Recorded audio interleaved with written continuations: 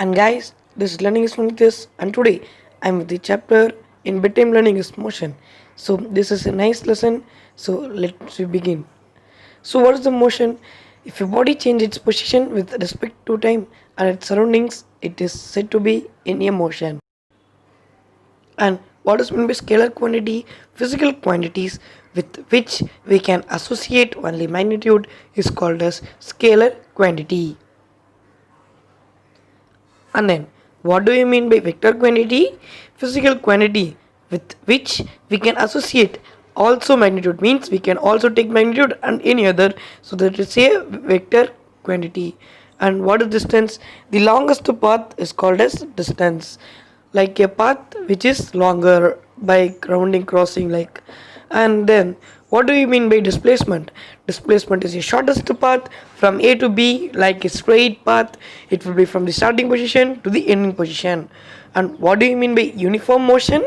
A body is said to be have uniform motion if it travels equal distances in equal distance in equal intervals of time, is called as no uniform motion. What do you mean by non-uniform motion? It's a opposite to the uniform motion.